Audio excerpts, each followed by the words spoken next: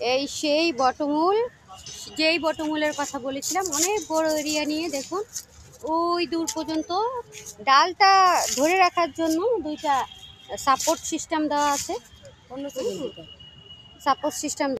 অনেক সুন্দর এরিয়াটা। আর বটমূল গাছটা, বট গাছটা অনেক বড়, অনেক দূর পর্যন্ত, ওই যে অত দূর পর্যন্ত সেই ডালপালা, কত দূর পর্যন্ত এইখানটা দিয়ে। আমরা অনেকটা পথ হেঁটে এই পর্যন্ত আসতে পেরেছি। আর ডালগুলি অনেক মোটা, ডালগুলো অনেক অনেক হেভি, তার জন্য সাপোর্ট সিস্টেম দিয়েছে, সাপোর্ট সিস্টেম দেওয়া। আমি তো আগেই বললাম সাপোর্ট সিস্টেম দেওয়া। ছবি তুলে দিবি না রে? ওই সেই ব্রিজটা, ছবি তোলার জন্য। ব্রিজটা ওই যে দেখা যাচ্ছে, ব্রিজটা খুবই সুন্দর প্লেস।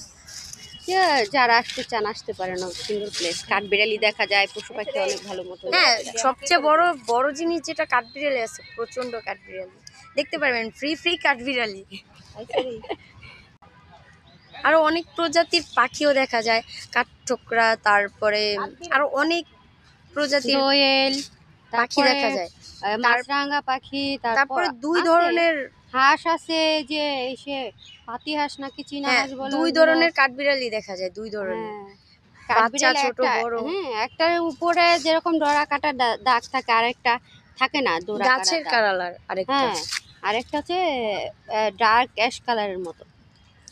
দেখতে পারবেন, অনেক সুন্দর আছে এরিয়াটা। এইখানটা যখন হচ্ছে বৈশাখে হয়তো আরো সুন্দর হয়।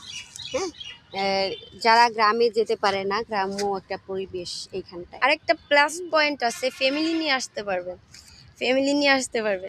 গার্লফ্রেন্ড বয়ফ্রেন্ডও আসতে পারবেন, বুঝছেন?